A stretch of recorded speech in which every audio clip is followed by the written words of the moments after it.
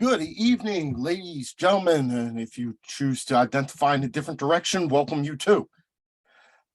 If you can hear my voice, you know that it is time once again for the worst 120 minutes or so in all of sports podcasting. That's right, I'm Mike, and it is the Too Many Guys Soccer Show. I'm joined as I am every week by my faithful partner in all things podcasting, producer Stead. How goes it, my friend? It's going much better now. Glad to be able to take a reprieve and have some fun and have a good chat about the really compelling start to the season that we're having in the Premier League, to say the least. Um,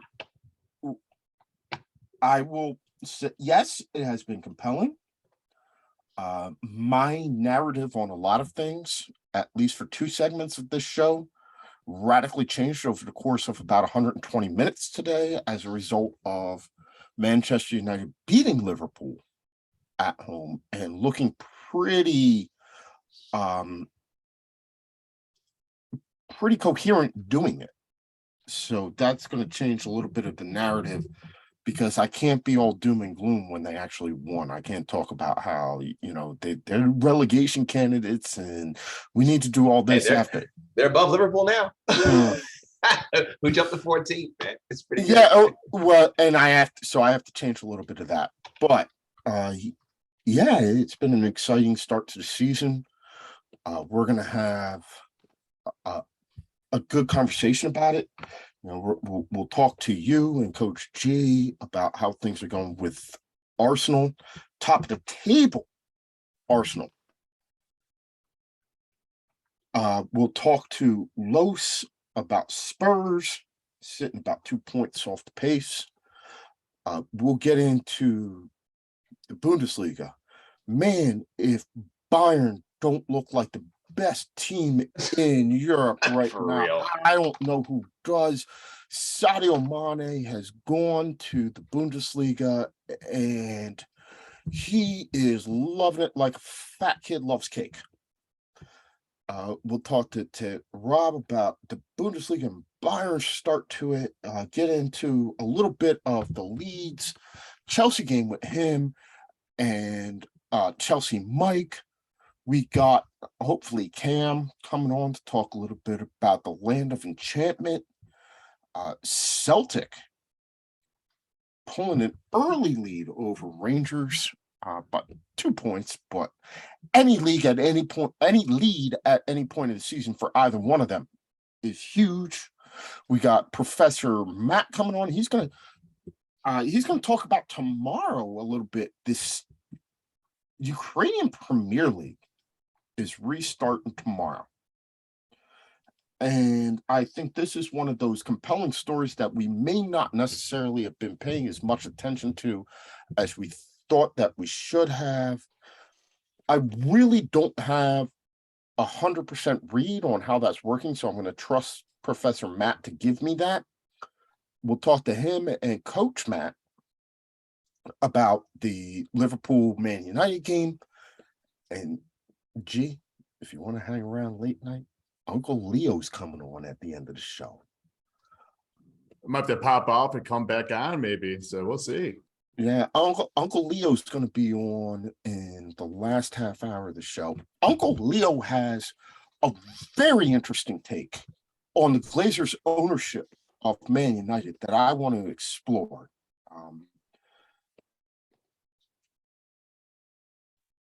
To say the least, yes. I think there's going to be a little bit of verbal sparring. We're going to respect his thoughts because he has covered sports longer than a lot of us, and he has an opinion that is just not a basic hot take, even if it is one that tends to differ from what I may think. So we got a packed show, gentlemen, and I'm really excited about it. So first things first, welcome, Coach G. How you doing this evening? Life is good. Just thinking about that German chocolate right now. It sounds fantastic, and they're making something something very appetizing over there in the land of Germany. But yeah, life is good right now. And I told you last week, kamate, kamate. No, you kind of hear that, in the microphones once in a while. Just relax, everything's good, man. You just beat a phenomenal Liverpool. So I know you guys will talk about that later. So life is good for y'all, and you guys will be all right. But let's start G instead. Table topping after 3 weeks. Arsenal. Look, I'm sorry, I lost the feed. What did you say right Yes. there? I'm sorry. Can you say it louder for the people I will, way I in the will- back. I will say it again. Table topping, the only team to not tie or draw, to drop no points. 9 points from 3 games. Multiple games in all of them. 9 goals to the good, 2 to the bad. Plus 7 goal differential. Arsenal leads the league. But this is, gentlemen, a different Arsenal team than I have seen in a while. A decade. Yeah. Yeah, at least a maybe, decade. maybe Maybe even longer than that. more Maybe than that. longer than that. Yeah. Yeah. Arsenal have not had a start like this in 18 seasons. And the take away the top of the table thing. Let's just, because I think that's easy to kind of get wrapped up in, especially so early in the season. But G, you said this multiple times. It's a long season. But when you're watching a team, I think what we really need to pay attention to is look at that first game against Crystal Palace. They didn't look good. They did not look good, but they grinded out a win, which is what Arsenal is not good at doing. They grinded out a win. They fell asleep a little bit against Leicester. They did. They fell asleep a little bit and gave up 2 goals that they probably shouldn't have given up. But the Bournemouth game, I mean, say what you want. I mean, I'm sorry, when your toenail's offsides, I guess you got to go by the letter of the law. But that should have been 4-0. Should have been 4-0. But the exciting thing about it is, as you said, we're just looking at a different team. You're looking at a team that has bought into the system.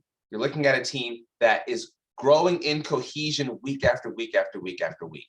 That's what we really want to see. I haven't seen the team have that hiccup that you kind of expect after an initial game where you do well. But considering that this is the exact opposite of what happened just 12 months ago. This is the exact opposite. Arsenal was 9 goals against, no goals for, bottom of the table, 0 points. Now they've scored 9 goals, given up 2, top of the table with 9 points. That is what I have to be the most happy about. It's just the fact that they've turned it around. And, too bad in the London, Sean, hopefully everything's okay over where you are. I know you got some storms going on and you're unable to connect with us. Hopefully we can get you on at another time. But he pointed out, though, that since the calendar year of 2022, Arsenal is basically the 3rd best team in the Premier League. And that is continuing to be true. And I think, though, that as far as their placements are concerned, these 9 points are going to be so critical because you think they were only 2 points off the top 4 last year, just 2. These 9 points are going to be so critical with Arsenal qualifying for Champions League next year. That's why this is big.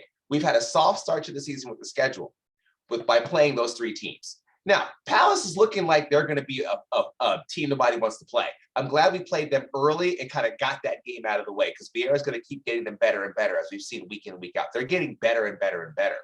But playing a Leicester team that at the time hadn't signed a single player, they're having money issues over there. Brendan Rodgers is not happy. He basically threw the management under the bus. And you're playing Bournemouth, a newly promoted team who's playing with some spirit, but they're a newly promoted team and everybody has them picked basically to finish 20th this year and go back down. So, but they're taking advantage of the teams they're supposed to beat. If they have to win these next 2 games, I think, to really basically say we're here, we're probably going to get top 4. If they can start out by getting 15 points from the first 5 games, yeah, they'll probably still be top table, but that's not the important thing. The important thing is after the first 5 games, you got your 15 points, you're sitting pretty damn good for top 4, especially before you play against the real big boys. Because you got to remember, Arsenal haven't even played teams like Newcastle or Leeds or hell, Fulham. I don't think anybody wants to play Fulham right now. That team looks dangerous. Nobody wants to play Fulham. So that's who we have next. And that's what we have next. But that's what I'm saying. Arsenal haven't even played those teams yet.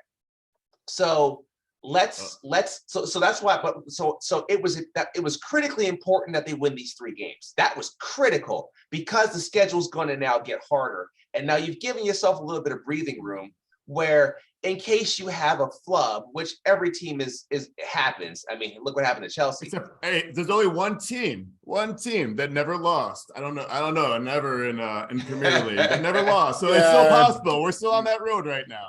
But y'all drew a lot of games that year. So 12 games drawn. 12 games drawn. G, before 26 wins, 12 draws, 95 points. Yes. Yeah. G, before you jump in, and I know you're going to. Oh my God, I'm like a fat kid right now with a chocolate cake right in front of me. You have no idea.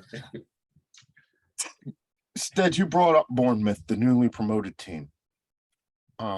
Remember, Arsenal lost at the beginning of last season to Brentford. Absolutely. And don't forget the teams that we've also seen. I know you all remember, at least G, I know you remember that whole City game. Remember that game? Yeah. The comeback? Yeah, I remember that game. But this is a different team in so far as the mentality and things are a lot different. Absolutely. Now, this is a much different team. Much different team. I will also say, yes, London Sean is correct. They are the 3rd best team since the start of the calendar year, but it has been characteristic of Arsenal over about the last decade where they can put 2 halves of season together. The problem is they never put them together in the same season. You can have a great end of one season and a great beginning of the next, but they can be good for a half a season, but they're never good for a full season. Now, I'm not poo-pooing Arsenal. I do feel something about watching this team, the mentality, the way they communicate, the way they defend. Mikel Arteta's ability with the players makes me feel as though there is a new spirit around Arsenal. That, yes, this team may flub, as you said, Stead, but I don't feel like they're going to flop. Right. And I said flub intentionally because I agree. I agree completely. This is a different squad. And I will say, I think the signing of the year is going to be Gabriel Jesus. That's going to be the #1 signing he looks phenomenal. He looks like he is having more fun than anybody I've seen since Ronaldinho got to Barcelona. That guy is having a blast, and he loves his role. He loves being the veteran. He loves being the guy that the younger guys are looking up to, and he's only 25. He's only going to get better from here.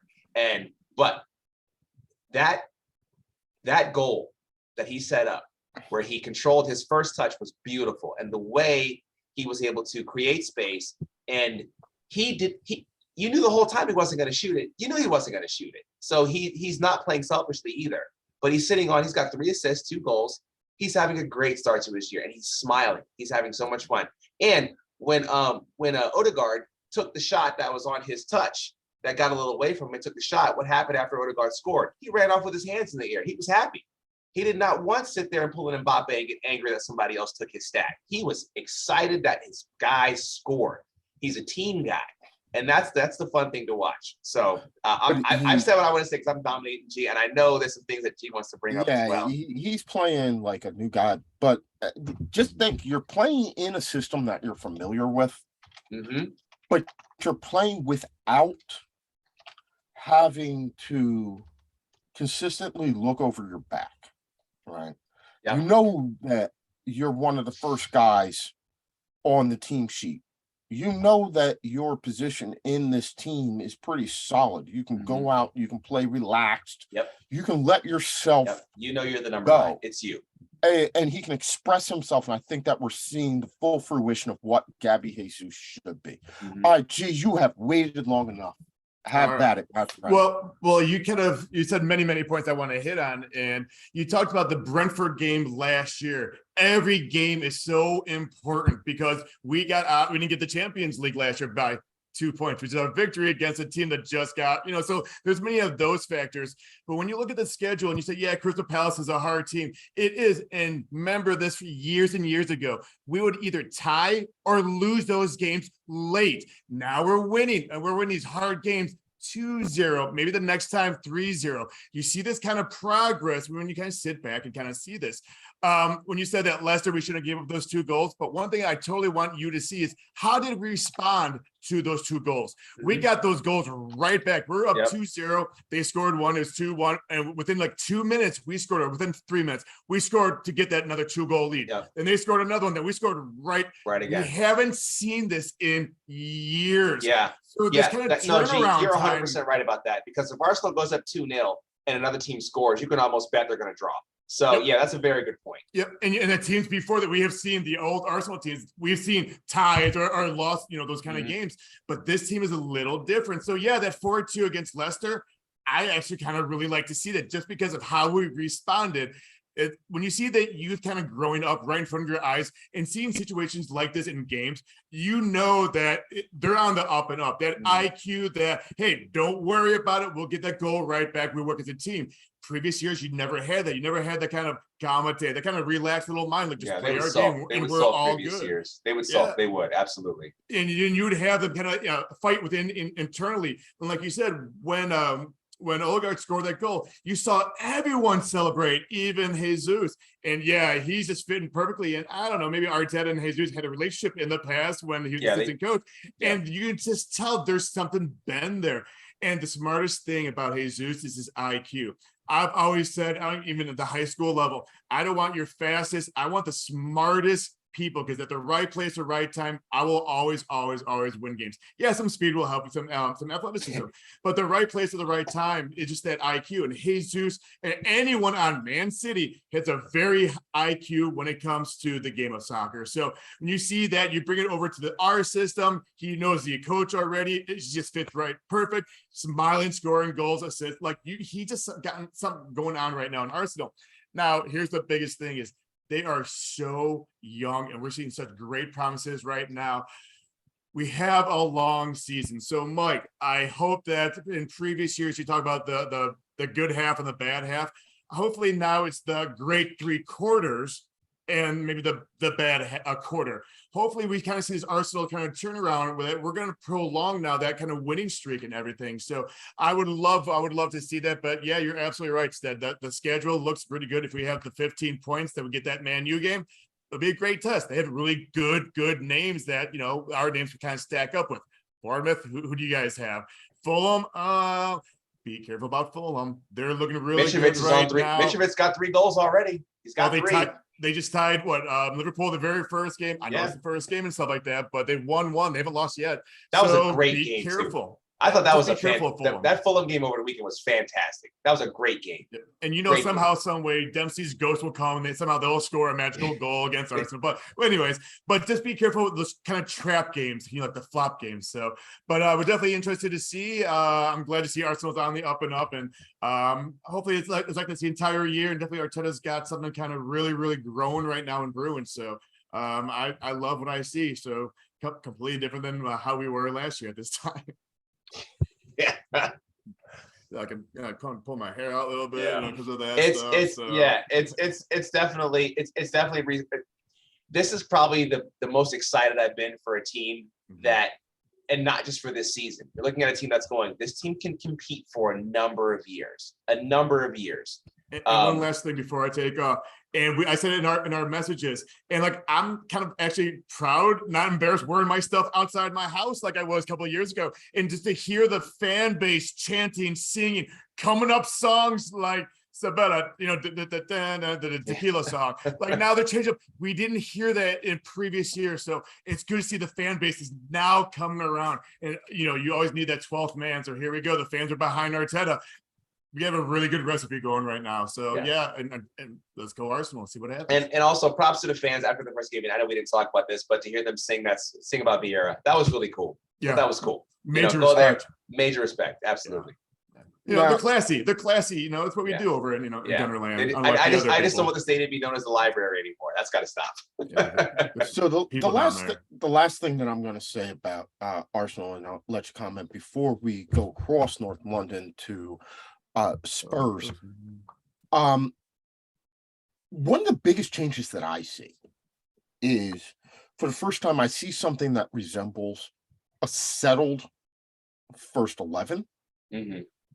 And I see not one, but two guys in the midfield. I always said that I felt one of the biggest hamstrings for Arsenal was the lack of a spine. Mhm. I can look up the middle now. I can see Gabby Jesus, depending on what you see, Martin Odegaard, but then more importantly than that, I see Gabby Jesus, Shaka Partey, and then Gabriel and Saliba. Mhm.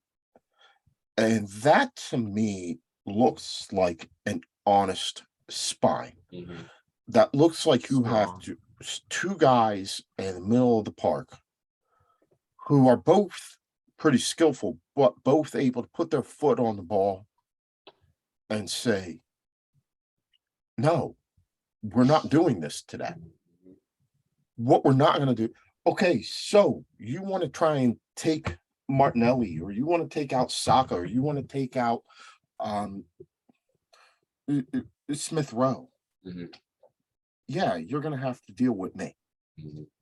It's good to see Saliba and Gabriel, two very highly touted prospects when they came to Arsenal, but struggled to get game time, come back and kind of form this spine.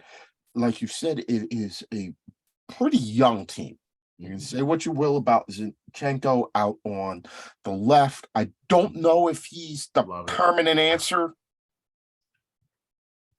but that's what it is right now. Yeah. There's reinforcements. There's a defined 11. Everybody knows their role. How important do you think, Stead and G, that has been to the start that they've had? There's no chopping and changing. Even if ESPN lists the formation differently, I'm pretty sure that we all know what it is. Yeah. We know who's going to play. We know what positions they're going to play. Everybody's got their role. Everybody knows what their role is. Yeah. Go on. I think that's very important. Also, because with the 5 substitutions, but who's coming in off the bench. You know ESR is going to come in off the bench. He's going to be your winger substitute when he doesn't start, because he's going to get some starts. He is. You know that Takeo Tomiyasu is going to come in when they want to go to a 3 center back formation, because he's an excellent defender. It's an excellent defender. And but I can see them switching over and having him in there, especially if someone goes down, which is inevitable. It's going to happen. Someone's going to get a knock, stuff like that. I applaud Ben White for playing that right back position while Tomiyasu has been injured. But we'll see. You have the flexibility there, but the fact that you do have your spine, you have your starting 11, but you also have a set group of subs that are going to come in. You know that Mohamed El Nene's probably not going to play very much. And Mohamed El Neni also knows he's probably not going to play very much. But there will be times where his role in the team will be needed. He'll come in and he'll provide that role. But, we didn't have Arsenal didn't even have a set starting 11. You weren't sure who the best guys were. You know who the best guys are. But you also know who are the 1A guys. You know who those guys are as well. So you don't get that anxiety when one of your guys has to go out. Last year when Kieran Tierney got hurt, you remember this? We were all like, "Oh God, what are we going to do now?" How far are we going to drop? Yeah. And so the fact that now, I'd still say outside of Gabriel Jesus, if he goes out, I'm going to sweat a little bit. But outside of him, I'm really not so concerned about any other player going out. But I will say this: that there's one player who still makes me a little nervous. It's Ramsdale. I don't know. Ramsdale makes me a little. I know you're a goalie, and you probably speak better about this than I do, but Ramsdale makes me a little nervous. He's only 24. I know, but he makes me a little nervous.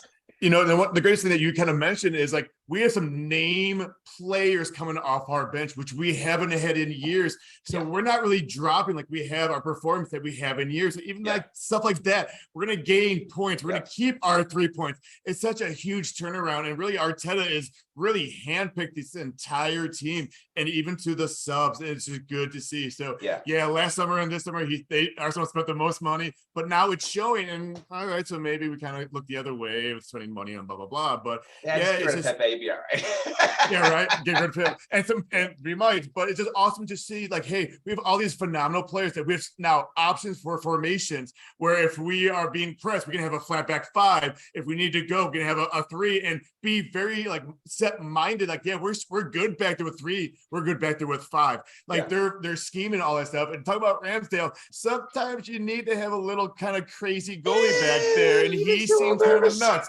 Now it will hurt as well. I said it will help more than it would hurt. But when it hurts, it's going to be at the wrong time, the wrong game, and it's be like the biggest, like, why would you do that? But overall, you got to have a little crazy for a goalie because it's one of those insane where you have to read everything and you're having a ball coming at your head as fast and hard as you can and try to use your reaction. But they just have a great recipe right now. And absolutely.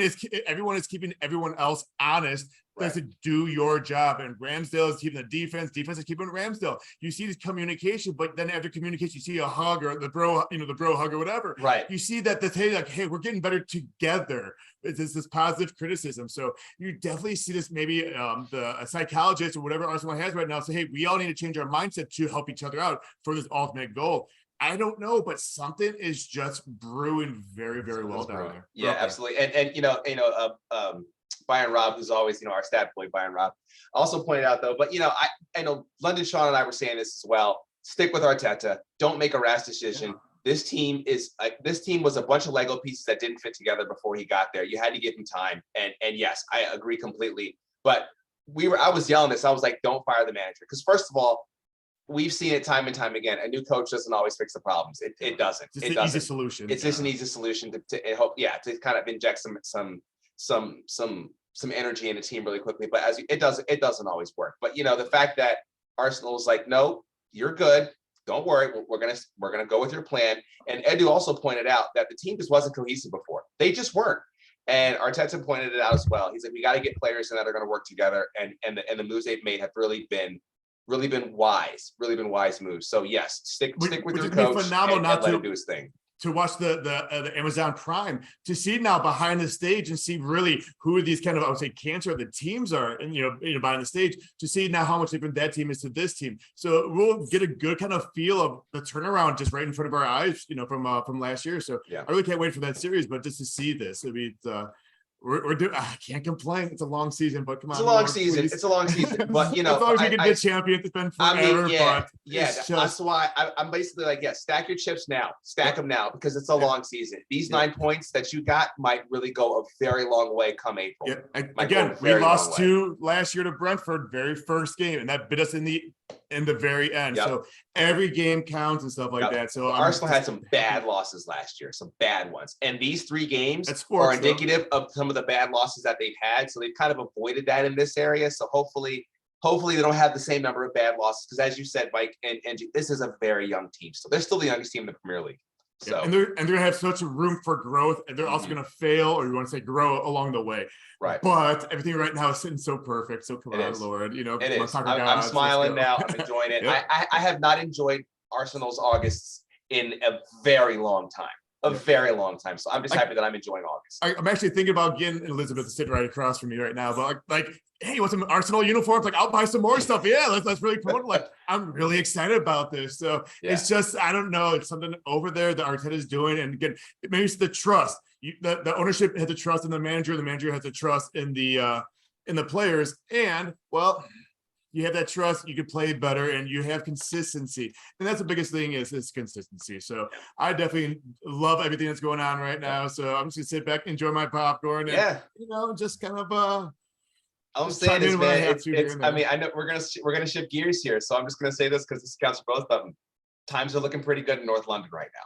Yeah, yeah, except for Chelsea. Yep. But even Tottenham, They're not in you know, North London. with- They're not in North London. We're talking about North London. Well, North. But even for Tottenham, you know, their turnaround is looking good. So Yeah. definitely maybe the top six or the reg six are kind of back once Man U kind of pulls their head out their butt. But it's good to see that now we're gonna have this really good competition. And yeah, it's just the beginning of this competition. Yeah. Yes, but you know the Liverpools are coming back. The Tottenhams are coming back. The man, all everyone's coming back. Yeah. As long as we get our points right now, kind of get up there Yeah. real quick. Yep. Hey, I'm Beat the good. bums. Got to beat them. Yep. Yep. So we're going to go across North London and talk to our good friend Los and his good friend El Gato.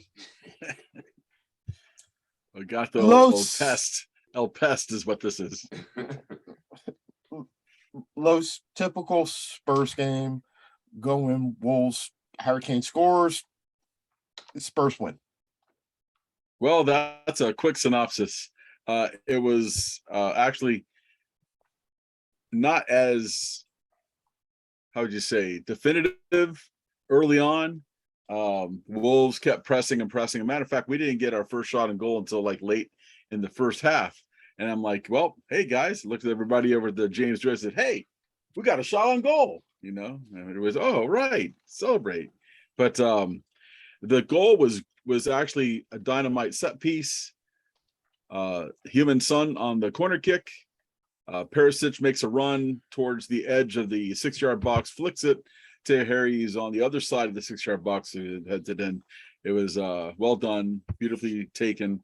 And there is talk at the Spurs camp that the set piece coach needs to get a raise because they played rather well, and the players love the set pieces and what they're working on. So it's good. Spurs camp is awesome. Conte is happy because the Perisic that we saw in the last game is the Perisic that he remembers and the Perisic that he knows.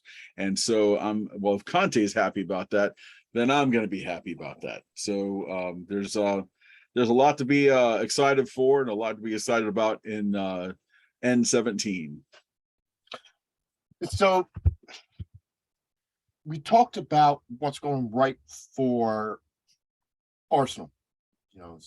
The minute they got the right guy in charge, young team, but settled starting 11, defined roles.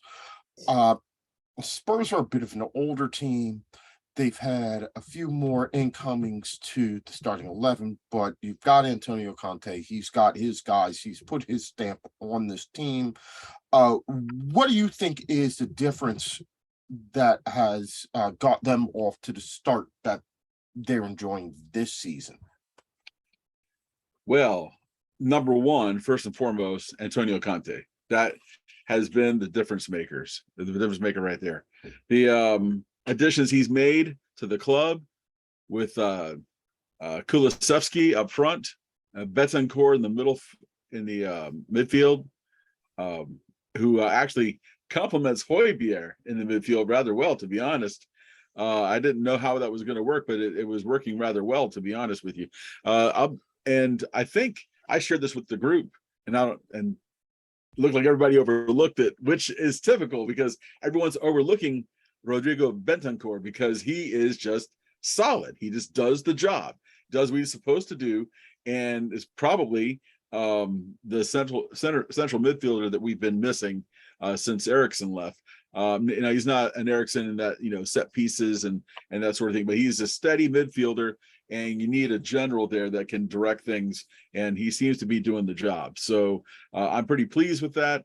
Perisic has been pretty fun to watch. So and it's a favorite of Rob's. He keeps telling me, "You guys take care of him." He's still loves the guy, but yeah, this has been a pretty good season for transfers for us. We've got started pretty decent. 1 draw, 2 wins. One of the 7 undefeated teams in the EPL. We have there's like 7 teams that have no defeats. They have either draws or wins, and that is it. And we're one of them. All right. Let's also talk about your other love while we have them. La Liga. Real Madrid. I guess the big news, the sale of Casemiro to Manchester United. He had been a very important part of everything that Carlo Ancelotti was doing for 10 years. Yes, Yeah. 5 Champions League finals. Certainly one of the guys who was the first on the team sheet going in, but Ancelotti admitted he wanted to move on to bigger and better things. Doubling your pay to make said move also isn't a bad thing, Right. ever. Well, I don't know how the taxes are in England compared to Spain, but I mean, it's still it's a good move for Manchester United, that's for sure. I think he'll bolster that midfield for them, which he didn't play today, I don't think, did he? No. I didn't see the match, I just saw the final. But he likely will only feature, if he features at all next week, it'll only be as a sub. A sub, right? Still working out medicals, visa issues. It's likely that he won't even be able to train with the team until Wednesday. They play early Saturday. So you're looking at Wednesday, Thursday, maybe he gets a training session in ahead of a flight down to the South Coast to play Southampton for the tea time, 7:30 Eastern, 12:30. Yeah, he's probably not playing this week. If he does, it'll be a cameo, but that's not. I guess that's not the news that Manchester United fans have today. They won today. They beat Liverpool that's not today. That's not even the topic that I want to talk about. It's the fact that we're getting into the season. First, how are Madrid going to replace him? Secondly, they've gotten off to a solid start, a Real Madrid-esque start. Unbeaten, a pair of 2-1 wins. Can't complain too much about that. Right. Well, this past weekend they won 4-1. Okay. Matter of fact, Luka Modric is still doing stuff. He had a goal from the top of the arc, just beyond the arc, probably about another meter or so from the top of the arc, and put it in the corner. It would look great. And I'm like, whoa, this guy still. And then he got an assist on Vinicius Jr.'s goal. So Modric is still working the magic in the midfield. So it's looking good for Madrid. Barcelona, of course, is the other team in La Liga that everyone wants to talk about, and they have someone to talk about with Robert Lewandowski. Again, another person near and dear to our friend Rob's heart. But he scored 2 goals on his 34th birthday over the weekend, and won 4-1 over Real Sociedad. But Barcelona is not. I think they drew their first match, so they're not up in the top. That's Villarreal, believe it or not. It's not even Real Madrid. Villarreal, they're at top of the table with the goal differential. They have a +5 to Real Madrid's +4. By the way, Villarreal did that on the road against Atletico Madrid, won 2-0. And in fact, Nahuel Molina got a send-off late in the game. So he'll miss probably the next, I think it's 3 matches for direct red. He came after another player and just cold cocked him pretty much in the back, and the referee said, no, we're not having none of that nonsense. And unfortunately, G left for dinner, but I gotta tell him his team, Getafe, are having a tough time. They have their -5 goal differential and number 20 in the table. So, and they just lost 3-1 to Genoa today, and they lost 3-0 to Atletico last week. It's a struggle for them as we kick off the La Liga season. There are only 2 matches played, where EPL has 3. I imagine there'll be some sort of, everybody will be done by May, but it's just little different than what we have in England. All right, my friend. great to talk to you as always. We'll get you back next week. Talk a little more Spurs and a little more La Yeah. Liga as Spurs always. have Nottingham Forest this weekend. That should be interesting because my brother's finally excited about a team in the EPL because he was a Nottingham Forest fan from back in the 70s with Trevor Francis and Viv Anderson. So those are those days, and Brian Clough as the coach. So he's big Nottingham Forest fan, and but we'll see. You got to go up against Spurs, and we'll see what happens. Yeah. Well, that'll be an interesting one. Big test for the newly promoted side. Right. Exactly. They've gotten off to a good start, but I think you got to favor Spurs in this one. Right. I think you do. And congrats, Mike. You guys are out of the cellar. That's good. It feels good. We'll see how long it lasts. All right, bro. Talk to you later. So we Take are care. going to turn our attention from North London to the North and welcome in our very good friend Celtic Cam, who is here to tell us all about what is going on in the land of enchantment. Cam, we have something that I didn't expect to see this early. There's a gap. Yep. There's a gap. So the narrative is going to be Rangers held by Hibs while Celtic beat 9-man Hearts.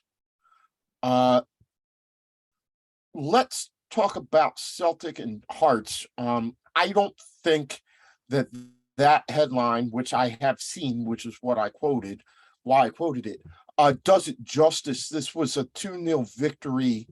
Hearts made Celtic work, but rarely threatened them. And those two guys went off very, very late in the game, in a 1-0 game, before Celtic made it 2, kind of right at the death.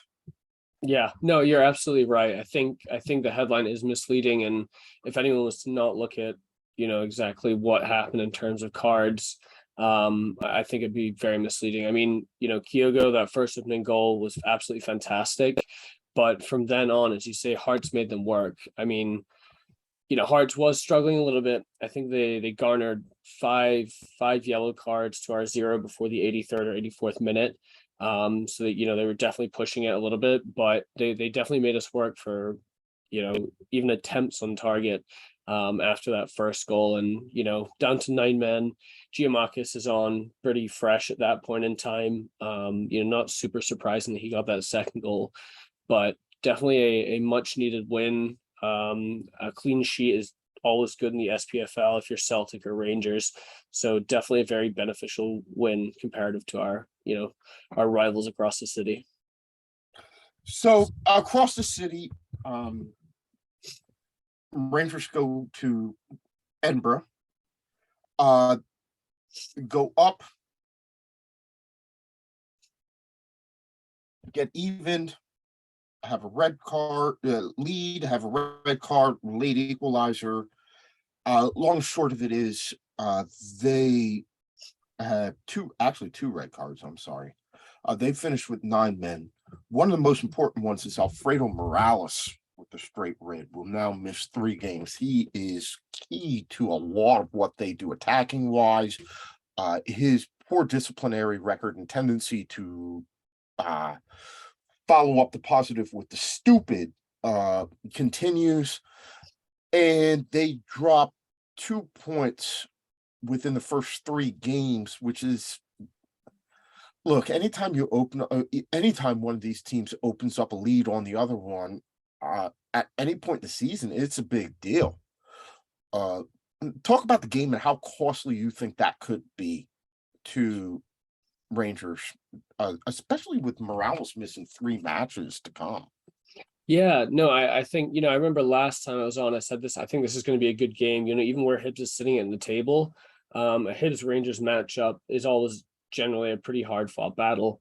And I will say, I think both teams had some really good showing in the first half and some pretty poor showing. I will say first half, I did think Hibs looked a bit better. They had better ball control. The counterattack was better. Organization was better in the top third. Those two red cards for Rangers, that really did a number. As you mentioned, Morales has a pretty bad record in terms of his disciplinary kind of attitude on the field, to the point where at this point, Rangers they're appealing the Lundstrom red card, and they're not even going to worry about Morales. Like there's nothing doing that sort of realm. The game overall, as I say, I thought it was really good. I think Hibs did luck out with those two red cards a little bit, with their second goal coming in the 92nd minute. But I honestly, watching the game, I think it should have been a draw. I think both teams played pretty well off of each other. But as you mentioned, the Morales red card, not surprising. The Lundstrom, I know there was some controversy around it, but it's one of those things, if you look at after the fact, I think it was absolutely justified.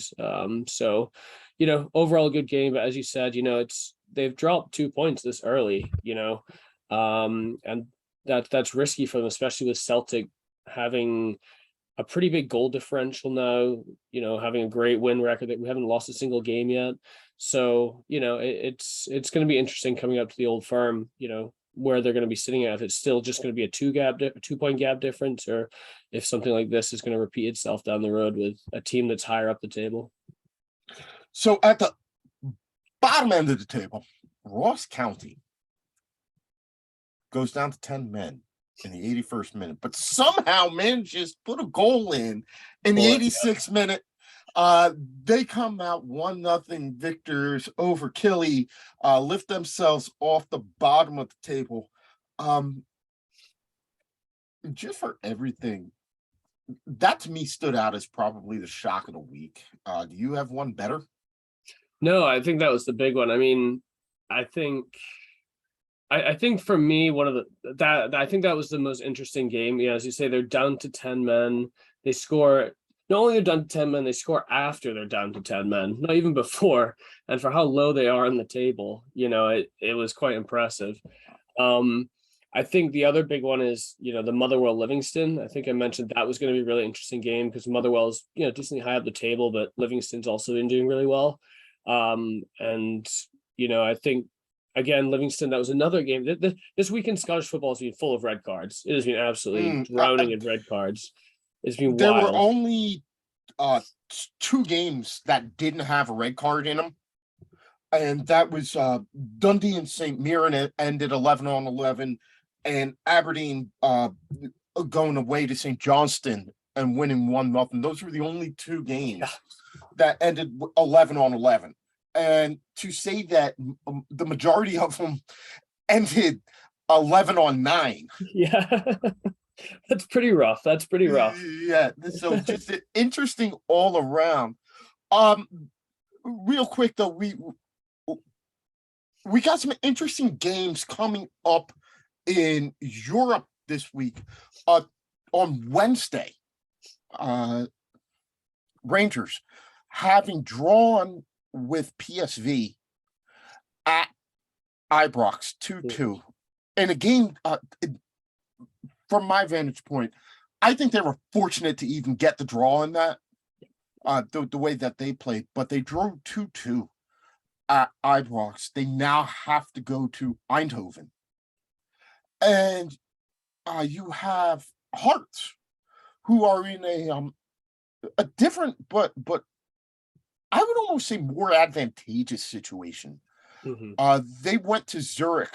They did lose 2-1 on the day, but they're going to be bringing Zurich back home to Edinburgh.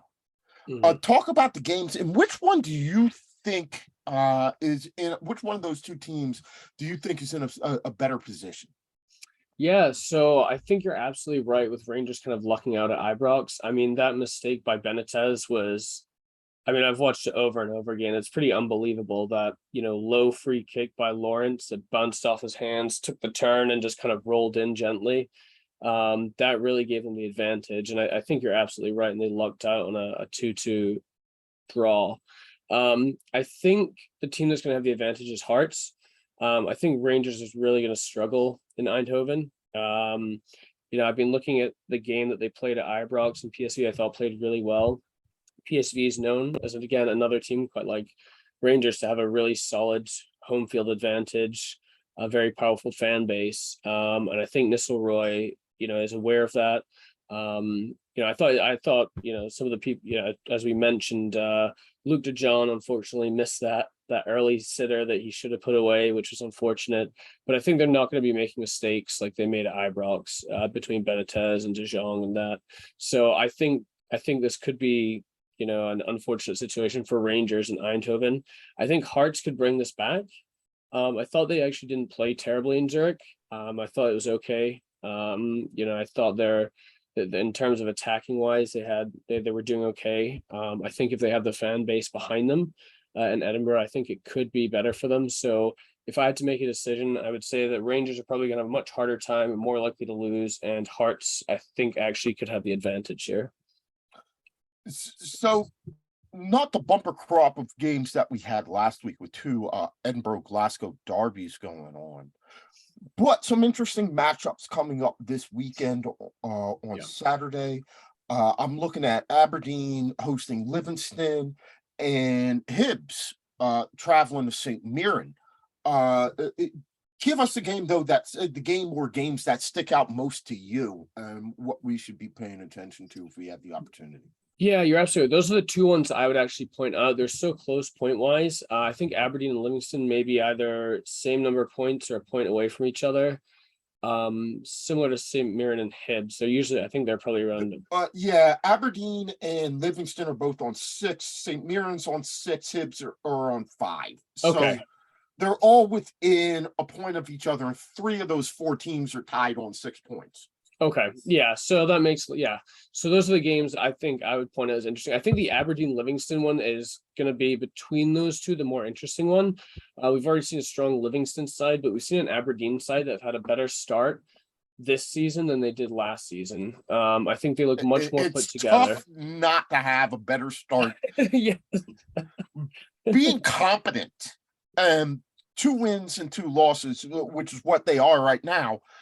But being competent for the Dons is better than what they started last season. I don't mean to cut you off, but when you talk about they had a better start, they're breathing and they're running towards the opposition net. That's way better than what they did most of last season. You're absolutely right. No, you are absolutely right on that. I mean, that alone is, I think, fantastic. I mean, they picked up a guy, I'm gonna butcher his name, Miovski. I forget where they got him this transfer window, and he's tied for first as top, one of the top goal scorers in Scotland. And I think he's made a difference for them, at least, for those 2 wins. They are 2-2, as you said, but still, they're looking more confident. They're looking much more attacking based. And a team like Livingston, where you do need that because Livingston's always on the counterattack. There's very fast counterattacks. I think it's going to be a very fast paced and exciting game. So my kind of must watch out of those 4 games on Saturday is probably the Aberdeen Livingston game. All right, my friend. Well, we will get you back to talk more about the Haps in the Land of Enchantment next week. Good to talk to you as always.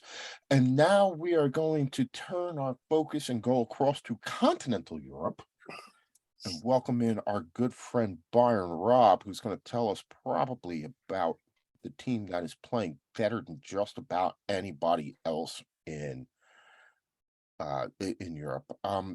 Rob, outside of saving you 25% on your car insurance, is there anything that Sadio Mane can't do for Bayern right now? No, he's done it all. He's been like the perfect player. He's not like a young player. He still has plenty of miles left in the tank. But he's just been amazing. We fell in love with him the minute he grabbed the megaphone at the Super Cup and went over to the supporters and was like using a megaphone. I could tell you one person who was born on August 21st who used to play for Bayern who did not do that. And he currently plays for Barcelona. And not only that has he endeared himself to the fans and the club, but he's just been like on fire. And if you're a center back in the Bundesliga, who do you like focus on? You can't. There's no, there's no central point anymore. There's no Lewandowski that you have to focus all your energy on. Like this weekend, there was no Alfonso Davies. He was out. There was no Musiala. He was out. Serge Kingsley Coman came back from a red card suspension from the last game of the last season. So Mane, Coman, Muller started, Leroy Sané started, and they didn't miss a beat. It was like the track show up there. And if you're a center back, who do you know? And then you got Serge Gnabry coming off the bench, scoring a beautiful goal from a crazy angle. This team is special. They're flexing themselves, and they're just showing like they're sort of making a mockery of the league and how good they are. And it's not it wasn't because like they got this cash infusion from some billionaire owner or some owner just bought them out. They've done it within their financial means, and they just do it better than anybody. They're scary. Now it's going to be crazy to see what they do when they get the English week coming up, because they have a game against Gladbach, which is usually their bogey team. Then you got the cup in the middle, the Pokal first round against Victoria Köln, and then you got another Bundesliga match the week after. But so far there's nobody stopping his team. So I was going to bring as it goes right now. You brought up the fact that you've got Mönchengladbach, who's set second on the table on goal difference right now. They've got them this weekend on Saturday. They have a midweek game in the Pokal against Victoria Köln, and then they have Union Berlin coming up in their next match. So in the next, call it a week, they're going to play the top two as they sit right now, teams in the Bundesliga, sandwiched around this Pokal game against lower league opposition. But we did see them go out of the Pokal early last year to lower league opposition. Mm-hmm. Where do you think this rates as a test of Bayern Munich's bona fides? These are huge tests. The Gladbach games is a good game. It's the OG Klassiker. The modern version of the Klassiker is the Dortmund game, but the OG, the original, is the Gladbach game. That's going to be good, but at least we're at home. That's going to be very helpful. I think we'll do well, and I think we'll win. Obviously, the Pokal final. The Pokal first round. I think we'll win as well. I'm curious to see how the rotation is for that game, because you sort of you don't want to just put the bench out there, right? You still want to give a solid effort. But these teams, we've seen like Leverkusen got knocked out of the first round. No one's above being knocked out of the first round. The game I'm a little bit concerned about is Union Berlin. Union have been this team that for the last 3 to 4 years have just improved themselves every year, slow and steady. They've had this improvement of selling players, slightly upgrading them, selling them again, slightly upgrading them, all keeping within their means. And now they're playing Europe, and they can be a little scary. They play a three-man back line, 5 in the midfield. You got Jordan Zibachu / Pfok / just Jordan. For the Bundesliga, I've heard that they refer to Zibachu, that's his legal name in Germany. So Zibachu works. But he's been amazing too to start the season with Union Berlin. He scored their first goal last week in a 2-1. I don't know. Do you even call it a 2-1 upset of RB Leipzig? Can't tell you. Like I had this conversation last week.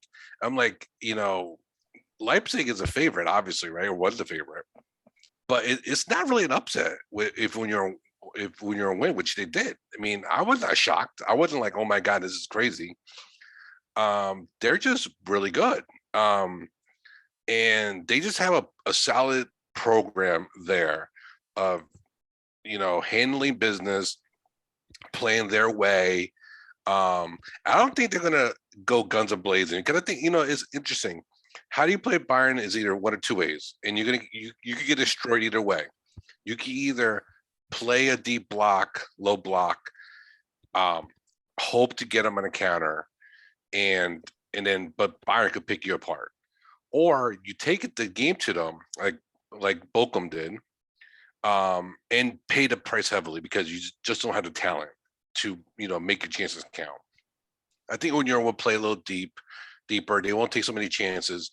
They will not. Bayern will not score 7 goals on Union. It's gonna. I'm. That's a game I'm concerned about because I think Union could be one of the teams that test out what Bayern do. I mean, they're playing team ball there, but the Bayern quality, man, it's incredible. You know, like I said earlier, you just can't shut down anybody because they could bring anybody off the. They could bring all these pieces off the bench. You know, I know Musiala's hurt right now, but he should be good by the Union game. Can you imagine, like, you know, you all of a sudden, like, you go 65 minutes and then you get Serge Gnabry or Kingsley Coman and Musiala coming off the bench? That's incredible. That's insane. So Leverkusen, I don't know what is going on with them. They have found more inventive ways to lose this season than I don't know what. You give up a goal to Marco Reus in the first game and then get a red card that stymies any comeback. You take a lead against Augsburg in your second game and then give up 2 great late goals to lose. Against Hoffenheim, again at home, they just got beat. I mean, it was 3-0. What is going on with Leverkusen right now? I don't know. I mean, they have all the players. They could all play, but I think Florian Wirtz is being missed a lot. He's not going to be back till like after the World Cup. So he's one of their young and up and coming players. I just think they're just having bad luck. I mean, the Hoffenheim goals were fantastic. You know, they're a good team. So you can't take credit away from them. But Leverkusen, they don't have it easy. Like they have some insane games coming up. I think they got the Mainz game. They should have beat the Mainz in Mainz. But then you got Freiburg. You got a desperate Hertha Berlin. You got a Bremen which just beat Dortmund 3-2. And then all of a sudden you got Bayern Munich coming up in Munich. So Leverkusen need to figure it out really quickly. Within the next 3 weeks, or heads will roll there. I mean, they need to get like out of the next 1, 2, 3, 4 out of the next 4 games, they need to get 2 wins out of those, and minimally. Because if not, then you know what? First of all, bye Bundesliga, but let alone you can say bye to Europe. And if for a team as deep pocketed, relatively speaking, as a Leverkusen, that's unacceptable. They need to make Europe every single time. They got to make Europe. They have the talent. They have good players there. It would be unacceptable for them not to make the top 5, top 6 even. All right, one more game from last week that I want to talk about before I get your predictions on this. Get your game of the week, or games of the week from this week, and we move on to talk to you on Chelsea, Mike. But how do we talk about that Wolfsburg Dortmund game? 3 goals in the last 4 minutes of gameplay turns a pretty assured 2-0 Dortmund victory into a 3-2 win for Wolfsburg. No, it's a Bremen. Or Bremen, I'm sorry, Werder Bremen. Yeah, who were dressed like salmon this past weekend. So I was listening to a bunch of podcasts, and the manager Terzic, he was hired, and he was, and by the way, he was like Marco Rosa's boss last season, and then Marco Rosa got fired, and Terzic came in. And Terzic, by the way, was an interim before when Lucien Favre was sacked, and then Terzic took the team to the Pokal final and won it, right? But you don't know interim managers, interim managing is different than being the full-time manager. Where, if you're an interim, you're just trying to get the players out there, get them confident, and just go out there and do your thing. Once you're a full-time manager, then you have to implement tactics. You have to do set piece setup. You have to do all that nitty-gritty stuff. And you have a full camp. And it seems like Terzic gets out of his depth when it comes to being a full-time manager. And if Dortmund do not correcting this soon, there's going to be a lot of people losing their jobs, Terzic included. But we're talking about people on the board, sporting directors, all that jazz. Dortmund made a splash. They got Nicholas, they got Schlotterbeck, they got this great talent, German talent, Adeyemi. They brought him back from Salzburg. Sebastian Haller, who unfortunately has cancer, so he's not going to be able to participate in this season for a while. And then you spend some money on Anthony Modeste. And then you have a talent like Jude Bellingham. You cannot lose to promoted teams. You cannot. No, if you have no business talking about trying to compete with Bayern, trying to make yourself as a contender for the title if you lose to Bremen at home in front of the yellow wall. This is a bad defeat. I mean, I think they have enough talent to overcome this, but like my username here on the Zoom, the Bundesliga is over because Leipzig blew it, Dortmund blew it, and Dortmund nearly blew it against Freiburg last weekend. Now they blew it really this time. Nicholas Sula's been hurt, and he's finally coming back. But all this money that Dortmund was splashing, and Uli Hoeneß said it best. Uli Hoeneß, formerly, who just retired, but he's still around. He's like a sporting director emeritus over at Bayern. When they asked him, how do you feel about Schlotterbeck and Sula and Adeyemi and Haller, he said, second place secured. And you know what? It's not even second place. We're looking at potentially third or fourth. They're just crumbling. And I feel bad for Jude Bellingham because he's such talent. He's there. I mean, they have Emre Can playing defense. Emre Can is washed up. He's done. And Julian Brandt just can't figure out if he wants to play well or not. He's totally inconsistent. They're just bad overall. I mean, I don't know what's going on with that team. I mean, but the good thing is there's other teams that are worse than them. They have less talent, and then that's going to keep them up there in the top four. All right, real quick, can you give us the one game that you're looking at this week on the Bundesliga schedule? Oh man, I'm curious to see about the Hertha Dortmund game. It is in Berlin, so that's gonna be fun. I mean, look, the OG Klassiker is always a good time because if you're a better, just bet on Gladbach because they might sneak out a win here. I'm really liking the Schalke when you're in Berlin game in Gelsenkirchen. That should be fun. Can Union take 3 points on the road and start to solidify themselves in the upper echelons of the table? That's be good. So the one game I'm really looking forward to is Schalke Union. And nice if you have two screens, put on Leipzig Wolfsburg. Leipzig, they're just because Nkunku is just amazing player. You're almost guaranteed to see some fireworks from him. He's gonna do something in this game. They're playing at home, and against Wolfsburg, and Wolfsburg have Niko Kovac, but I think Leipzig will figure it out, and they're gonna get a win here, and it'll probably be because of Christopher Nkunku. So we're going to bring on our good friend Chelsea Mike real quick while we got you on and talk a little bit about the Chelsea Leeds match from this weekend. Mike, the good news from this weekend, Philadelphia Union beat DC United 6-0, and as a result of winning games thus far this season by combined 13 goals to nil, they have taken permanent ownership of DC United and Audi Field and named Jim Curtin the permanent chairman of DC United.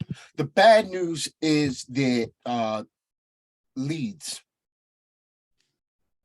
behind the American and Medford, New Jersey native Brendan Aronson defeated the Blues 2-1 this weekend. Oh, 3-0. Oh, 3-0. I'm sorry. I was looking at the wrong scoreline. Yeah. No, it wasn't. As Rob called him, the Medford Messi. That's a nickname. We're claiming that. I want Breaking Tees fanatics, anybody who is listening to this show, I want that shirt made. The Medford Messi. Go for it, Mike. No, I mean, there's not much to say. Chelsea just kind of laid a brick out there. The Ellen Road crowd was really charged up. I think it was Leeds' first game at home this year. But even if it wasn't, Chelsea, the 1970 FA Cup final, there's a lot of history there. And I mean, the Ellen Road crowd was one of the loudest we heard all weekend. That said, not much good to report from a Chelsea perspective. Edward Mendy just gave away a goal to Brandon Aronson. I'm glad it was to him, as both a Union supporter and an American. But it did. I mean, I think you kind of saw a tale of two Americans out there, right? One, Brendan Aronson, he chased down Edward Mendy, and as they mentioned on the commentary, it was a lost cause. Mendy had the ball plenty of time. He should have gotten it out of there, and he should have. But Aronson showed heart. He chased it down. He got himself a goal, and good for him. The Medford Messi strikes, first time against Chelsea. I'll forgive it because of all the good he did for the Union. But anyway, what was Mendy doing there? But the tale of two Americans, right, is Aronson out there working hard, looking like he's improving, versus Christian Pulisic, who came on as a sub. And I mean, I don't even know if I recall seeing the blue number 10 out there at all. I'm not really certain if he had any touches. Just did nothing. And I think, if that's what his role is going to be, if he's going to come on as a sub, he's going to be the sub, the forward sub that they bring on at present. And you need to do more with that role. Like, you have to be a difference maker. Other than that, Chelsea, they no shots on target, no shots, not finding the target when they needed to. Raheem Sterling apparently got a little bit of Timo in his tee, constantly veering offsides. It's the kind of weekend that you just want to forget and pretend it never happened. We didn't play Leeds. Nothing happened this weekend. The Union won. The Phillies lost 3 out of 4 with the Mets. What Leeds? What? Rob, Leeds, the home of Leeds United States. Let's call it that. Yeah. Jesse Marsh, all of that. Major League Soccer, yes. Yeah, Major League Soccer. I watched as a neutral, right? So I mean, I don't support Chelsea, even though I despise them for what they did to me in 2012. And I don't support Leeds, but obviously as an American, I'm paying a little bit extra attention to Leeds because of Jim Marsh and Tyler Adams, formerly of the New York Red Bulls. The crowd was rocking, and like it reminded me a little bit of like early Klopp in Liverpool, in the fact that like one of the things that Klopp really loved about what he emphasized in Liverpool was like getting the fans into it. The fans in Ellen Road were just intense. They were so into the game. Jesse Marsh is fired up. I mean, the comments already this even before the game about Tuchel, like, is Tuchel going to be there because he had the red card? Like, well, he had the red card. How can he be out there? I mean, Tuchel eventually was out there because he appealed his red card suspension. But like, the team plays this pressing style where but Erickson said it best. The one thing that's different between their pressing and normal pressing is that they take the last step. The last step means like the one step where like you try the extra like effort. And that's what Aronson did, and that's how I got the goal on Mendy. And then Tuchel, playing it off like, oh no, that was sort of like it was an own goal. That's crap. And Brendan Aronson earned that goal. All right.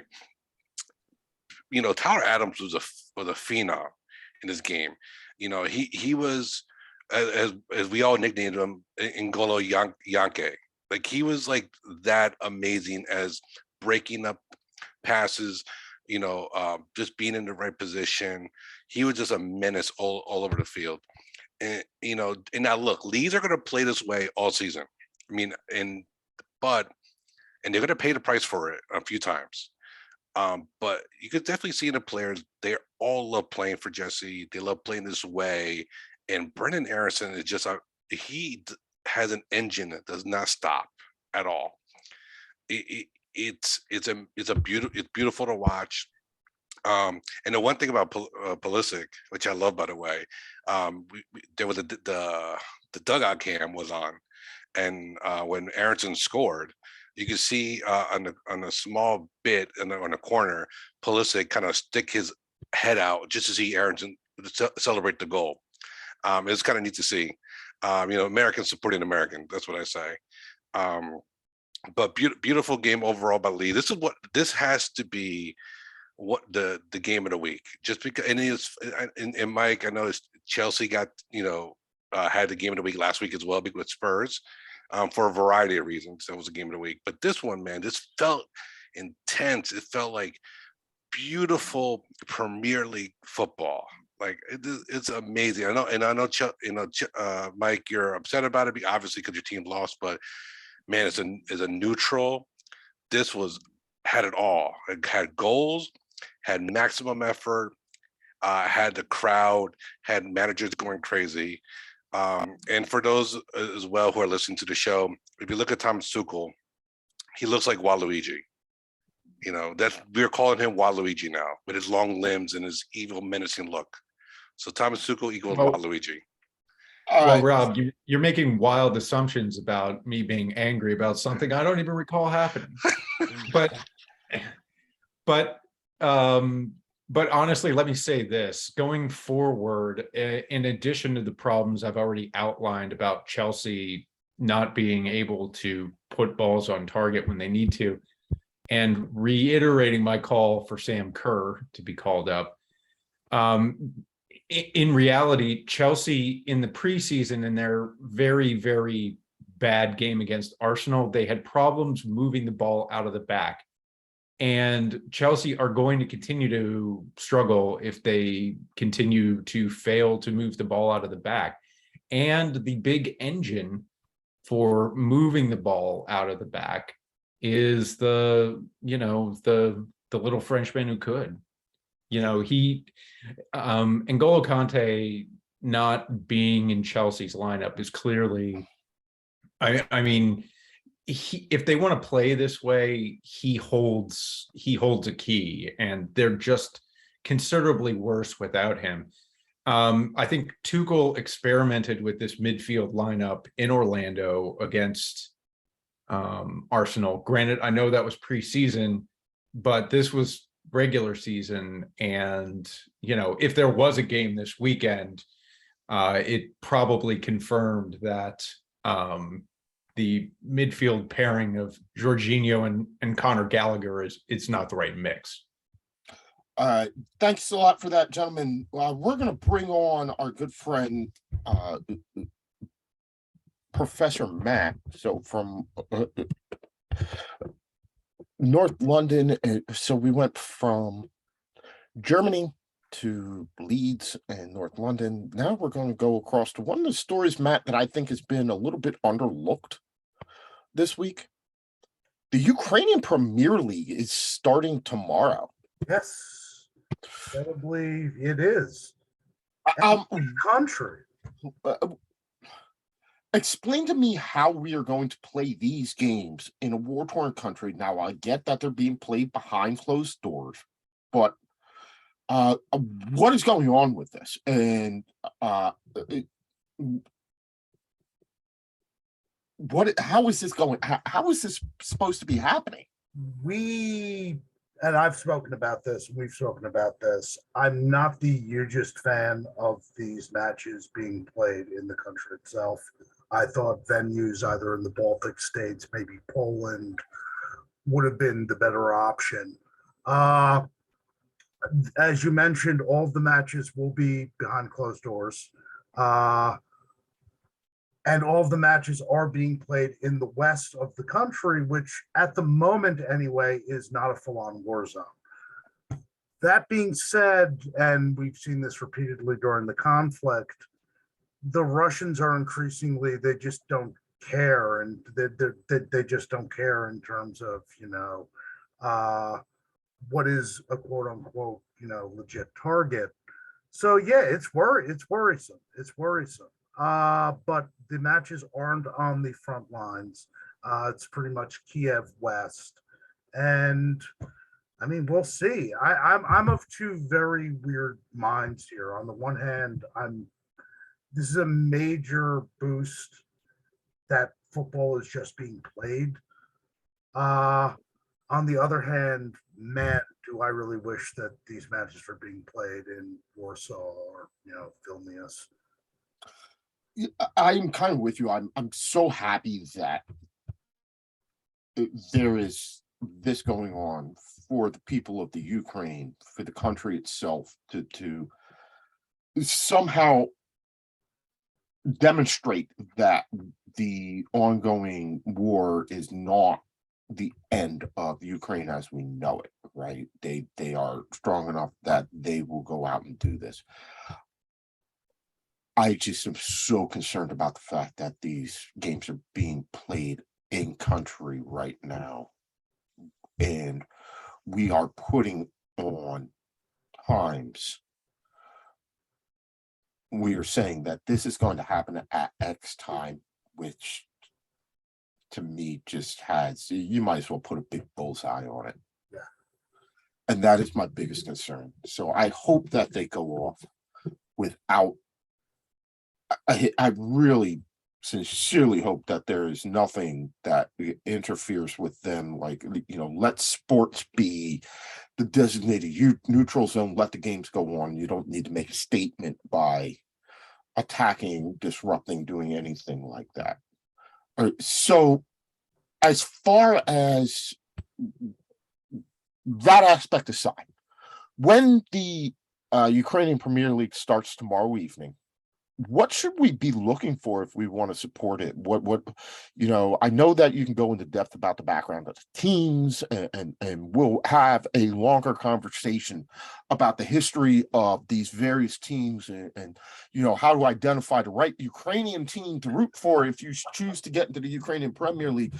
But as a fan who may not have watched it much, give me a team, a couple of players, something that I should be on the lookout for when I start tuning into the Ukrainian Premier League tomorrow. It's going to be a very interesting season in so much that Shakhtar Donetsk, which most of our listeners probably know of through their various trips in Europe over the last decade and a half, the fact that foreign players could, get out of their contracts, and the fact that FIFA gave, these foreign players literally, it seemed like 2 weeks to either bail or what have you, they're going to be suffering. They are heavily dependent on their Brazilian players. I mean, that's how they do business. They find young Brazilians, they polish them up, they show them off to Europe, then they sell them for a profit. Rinse, repeat. They have some younger players though. Some younger domestic-based players, particularly the young left winger Mudryk, who I think played for the national team in the 2 World Cup qualifiers. He's an interesting one to watch. Totally new goalkeeper, right? Andrei Piatov is pretty much an overglorified cheerleader slash manager at this point. It's going to be interesting. They were awarded the title last year by default. It's a duopoly. It's going to be them and Dynamo again. For me, I'd give Dynamo the edge, not just because I'm a fan of the club, but they are less dependent on the foreign players, and they've been able to, I think, do a pretty decent job of mixing enough older heads with, young kids from the academy who probably would have been out on loan if it wasn't for hostilities. So in terms of, the two big teams to watch, it's probably going to be Dynamo Kiev and Shakhtar again. But because there are fewer foreign players, because teams are now relying upon their academies, there could be some surprises this year. Dnipro 1 is my dark horse. They've got a really loaded, largely homegrown team. They still have my boy, Mr. Big Game, Mr. Big Goal, Artem Diobik leading the line for them. And they've got Alexander Kucher, who you guys might remember from his time at both Medalist, more about Medalist in a second, and Shakhtar. He's one of the young up-and-coming managers in the league, and they play a sort of expansive, a fun, easy-to-watch kind of game. So, if it's not going to be one of the big two, Dnipro would be my, dark horses, and so Royal Luhansk, they'll be in the equation again. And the Ukrainian league has to be the only league that I'm aware of that has two teams with the same name from the same city going at it, because there's not one, there's two, ladies and gentlemen, Medalist Kharkivs. There's the true successor club to the Medalist, who used to play in Europe quite a bit. And then there's something called FC Medalist 1925, whereas my understanding is they have to change their name. So they've rebranded themselves FC Medal, which I just think sounds cool, for the upcoming season. So, I mean, that's kind of a cool story that you get this historic club back, and something that sounds like, I don't know, an Ozzy Osbourne fan supporters. I'm looking at Medalist 1925 Kharkiv. Mhm. Some of us may be big fans because their logo very much resembles University of Michigan. Oh yeah, it's down to the like colors. yanked it.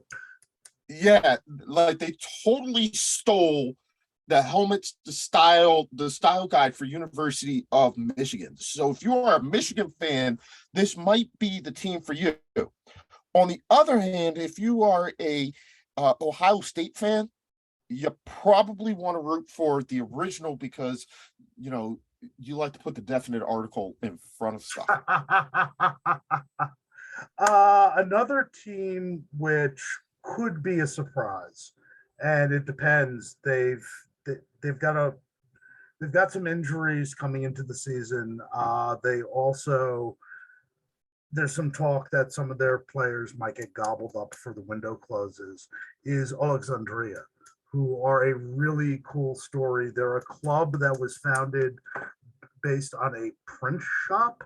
How very Soviet that is. And then they were bought by a pharmaceutical company for a while. They got to Europe 2 years ago. They made a little bit of a run. I think they ultimately got knocked out by Arsenal. And they could be interesting.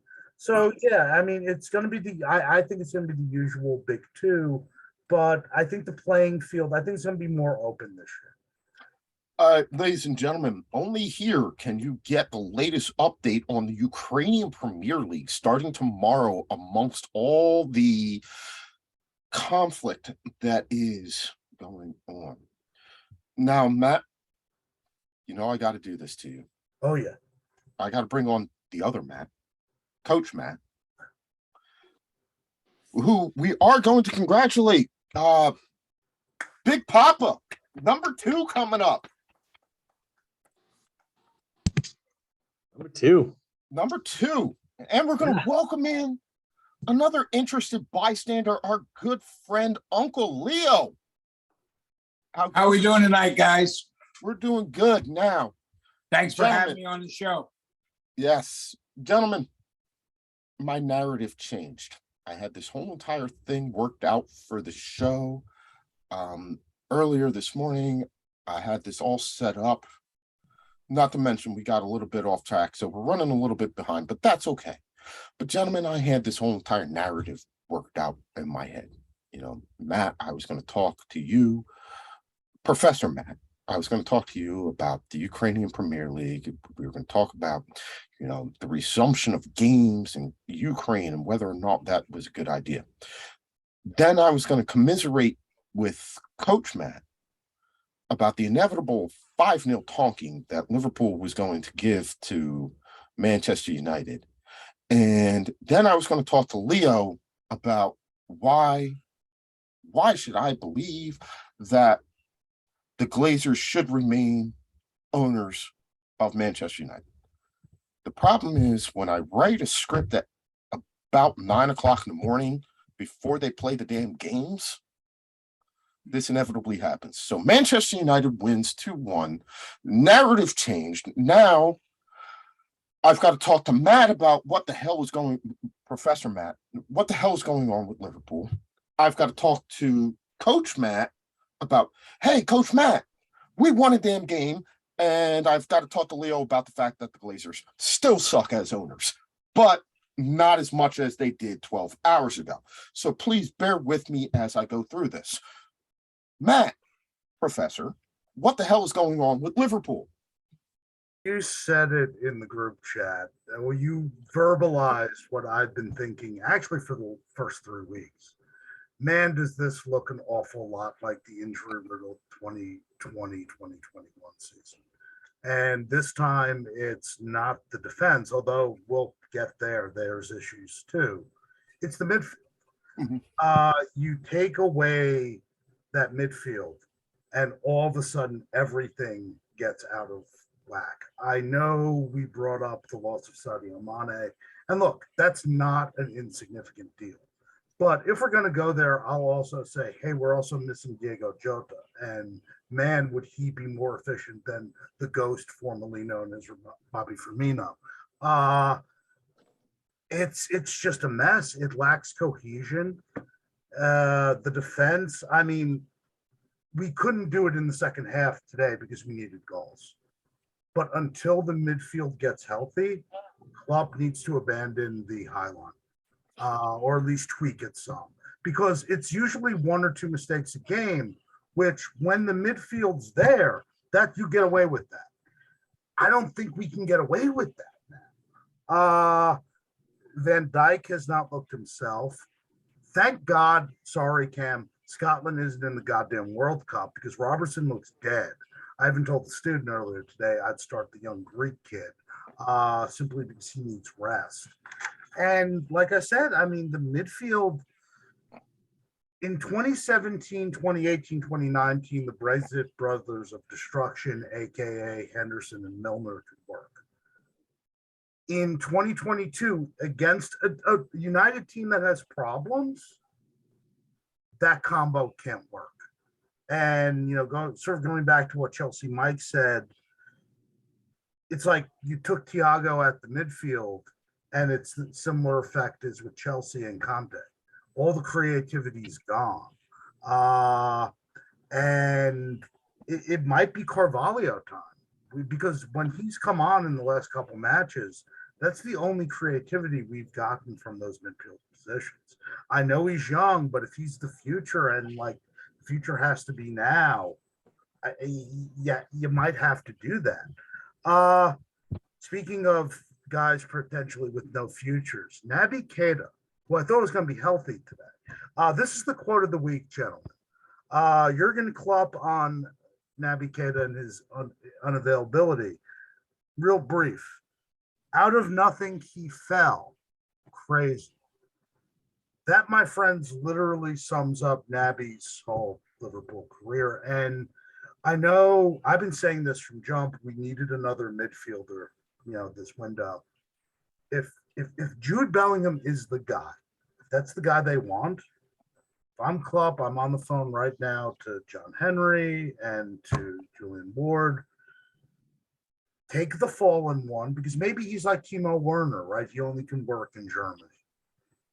Take the fallen one, get cash, go to Dortmund and be like, hey, we have a deal for you. Because this, I don't know how sustainable this is. It's like survive September and hopefully guys will be healthy, because that's where we're at right now. Well, that was where we were at. And by we, I mean United was at earlier, about a week ago. Matt, know how a victory over Liverpool can change our outlooks on many things. What the hell happened? I would just like to say that it is really refreshing to hear that. Just Liverpool having to say that right now, it just gets me so pumped. I mean, to the point where, oh geez, he's stripping. You just get so pumped that you just have layers upon layers. Like a bloody Madrid. I won't do that one, but I mean, Okay. so great. We just needed, I mean, that's for you, Will, throwback, hashtag. But I mean, oh, what a day. I mean, Mike, you and I, we've been dreading this day for, it's like the opposite of, it's like almost like you've discovered Santa is real. Like you've thought that he like doesn't exist anymore. And then someone says, actually, what if I told you he wasn't dead? Like, again, we still have a ton of problems, Mike. Like, we're nowhere near where we need to be, where we want to be. We're going to get into ownership a little bit, in a little bit, but I've never been more depressed at the beginning of a season before this one. Like never. I was lower than low. This was tough. You could even ask my wife. Like I was really struggling. And to get this surprise result today, it was just unbelievable, like an unbelievable gift. And my birthday's on Wednesday, so I don't know if you guys had a role in it, but thank you. Like this is such a gift, man. Like still have issues, but I'm so happy right now, Mike. Good week. So happy. New baby on the way. Win over Liverpool and your birthday. I gotta buy a lottery ticket. Something's going my way. Yes, Jeez. please. And if you buy a lottery ticket and you win, we're dividing the proceeds up amongst the Too Many Guys Soccer Show. That's right. We're gonna get our own studio. So. Yeah, we're the Too Many Soccer Guys show. The Too Many Soccer Guys show is sponsored by Coach Matt and his lottery winnings. Yeah. Okay. Go ahead. Go for it. Real quick. I just had a question because, so I do want to, if we're going to be serious about it for a minute, I will say though that, especially towards that second half, I understand that, you're trying to defend a lead, but there were still a lot of things that I kind of looked at that kind of gave me concern. I think the headlines should be more about how bad Liverpool look versus, wow, United, they came together and got a win. I was telling some other people today that win looked more like an emotional driven win versus Eric Ten Hag found some tactics. And I mean, I know he tweaked some things, but nowhere near the point of where you and I want us to be. I think that there's still some issues where I think that the best part of those are attacks, especially second half, were all counter. I mean, that was Ole ball, to me at the end. I think you're 100% right. And I think the bigger story out of this is not that United have done anything revolutionary. It's more a statement of how bad Liverpool are at this point in time. And given the quadruple challenge from last year, for them to be in this position now this year, some things are really radically going to have to change in Merseyside for Liverpool to mount any sort of serious challenge, right? Sitting on 2 points after 3 games, 4 points behind City, given the paucity of drop points between those two teams, it seems ridiculous to say after 3 games that 4 points could be an insurmountable lead. But the fact of the matter is, when those teams have been at their best, they just don't drop points. We're Yeah. talking about a 20-game unbeaten streak for Yeah. Liverpool that came to an end today against one of the poorer Manchester United teams that we've seen. Mhm. And you're right, Matt. It was an emotional win. This is where I'm going to bring Leo in.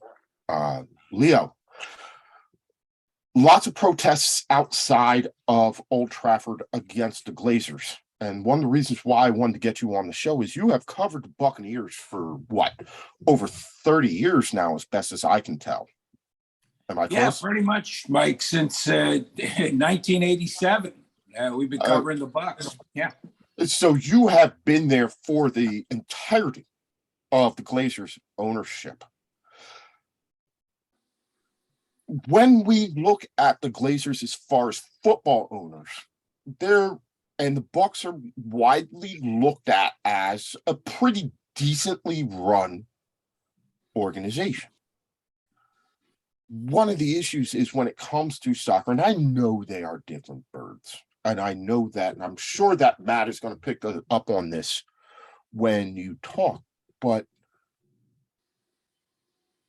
one, I'm hoping that you can give us some insight into a different perspective on the Glazers from having worked with them for so long, but also what is going on that it can be so radically different, the organization and the way that they conduct it from the Bucks to United, because they are embattled, they are hated, they are protested, they are, if you believe the reports coming out of the British press, about to be subject to any number of attempted hostile takeovers in ways of, the old school Mario Puzo, Don Corleone. I'm gonna make them an offer they can't refuse. So give us your perspective on the Glazers as owners from your time covering them with the Bucks.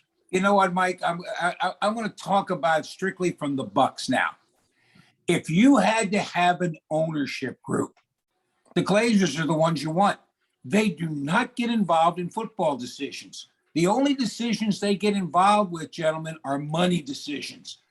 The general manager, Jason Light, comes to him and says, hey, we can get Tom Brady. We get the money? Yes or no? We can sign Bruce Arians, head coach.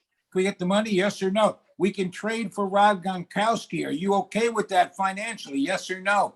They do not get involved in football decisions. Mike, that's why I talked to you about this before. I think there's something rotten in Denmark over there in Manchester United. In fact, I think somebody's trying to break the machinery from inward, because the Glazers, their MO is not to get involved in sports decisions. They just don't do it. They own the team. They let the general manager, they let the coach run the football operation. I just think there's somebody inside Manchester United that doesn't like the fact that there's an American ownership of the premier British soccer team. And I think they've been trying to get them out ever since they bought the franchise. Matt, I know that you, probably I to a certain extent, have different perspective. I don't think that there's anybody necessarily sabotaging them from the inside, because, Leo, they're all their guys. Yeah. They're all guys that they hired, that they brought in, that helped them out. Now, what I will say is one of the big points that Leo brought up in terms of they don't make football decisions. How different is that when we deal with Manchester United and we hear about Joe Glazer getting involved in transfers? Joe Glazer saying, okay, we can't get rid of Harry Maguire. We want to sign Cristiano Ronaldo. Is that possibly where we're going afoul with their ownership tenure? Because if you look back to their early tenure, they had David Gill and Sir Alex Ferguson, and they weren't allowed to get involved in soccer decisions because I would not want to be the one to run afoul of that particular Scotsman and tell him that he couldn't have what he wanted, or that I believe that we should sign this person, or I would not have want to been Avram Glazer when it started, or Joel Glazer after his father passed, to tell Sir Alex Ferguson what he thought. Yeah, I mean, yeah. I mean, I would say this, like, and this is my theory again, Leo, and like, so, and I was talking with Mike about this a little bit earlier. I mean, when the Glazers took over United, it really was kind of a self-sustaining ship. You know, we had a manager that had been there for over 20 years. He's the most successful manager of Britain of all time. And they really just were there to kind of own the team, you know, take their pinch of money, and not a pinch, like a big scoop of money, and kind of just say like, okay, you run the show. But then once he retired, especially like in soccer, it's when and the way it's become modernized, like ownership has to be very involved and like take an involved decision, at least in appointing all of the people that are going to do the day-to-days, whether it's, you know, we don't really have trades like they do in the NFL. Like you purchase players for lump sums of money, and you have to have, you know, people that know how to play the game and also have a strong business sense to understand like if this is of good value.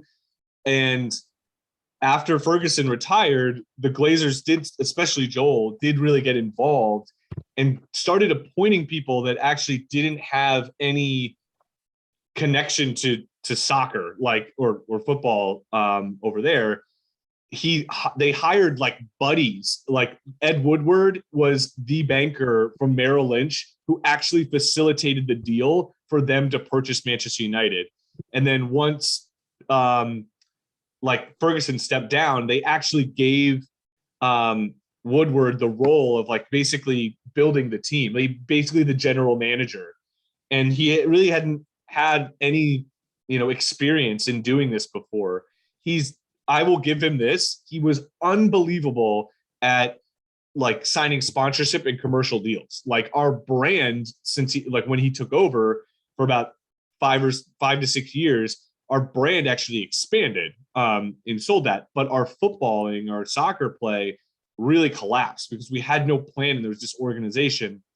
And fans from our perspective is, you know, we do know that the Glazers are uninvolved in the sense of seemingly wanting to make a difference. And only time we ever hear about them is if they're restricting money from us purchasing players that we need, or every single quarter they take about a $15 to $20 million dividend out of United. And the Glazers, I would love to know this about Tampa Bay, because I don't think Mike and I knew this, but how the Glazers, you know, use finances in terms of the Buccaneers, because they don't use any of their own money to help Manchester United. They actually just use whatever money United raises for each year, and then determines, all right, how much is our cut going to be from that, and then how much is going to go back into transfers and purchasing players and building the team.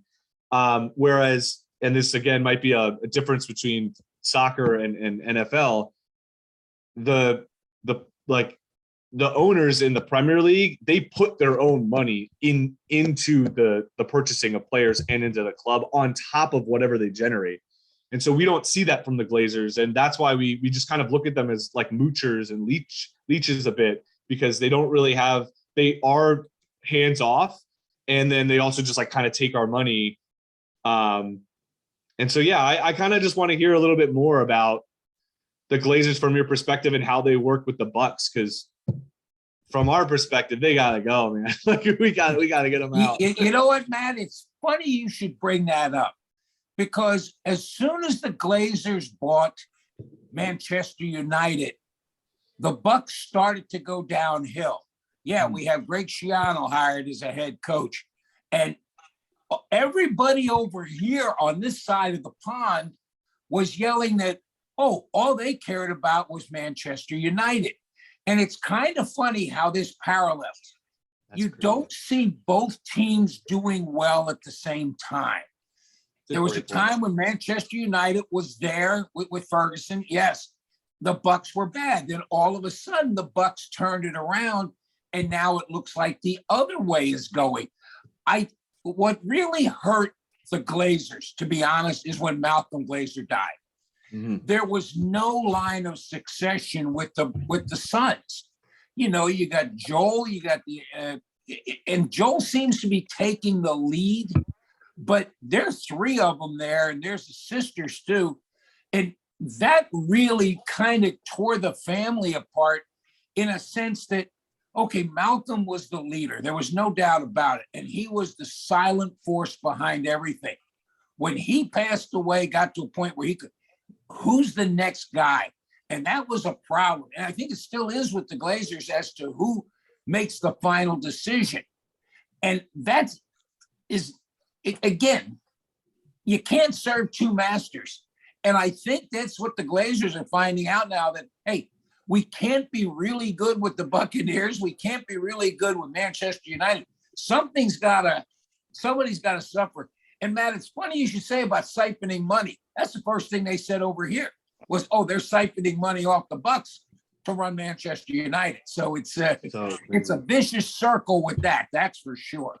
Yeah, now, Leo, the interesting thing is you talk about they can't serve two masters, but at the same time, this is a group that just offered well over $100 million for an Indian Premier League cricket team.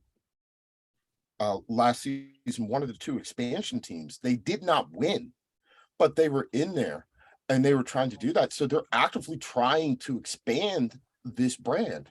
And we have seen Joel Glazer at the forefront. He's the one that communicates. He's the representative, where it's the brothers and the sisters who not only are kind of in the background, but recently, ever since they've put the team on the stock exchange, they're the ones that are selling their shares, their privately held shares, to raise additional money on top of the $50 million each that they're taking out of the club at the end of the season.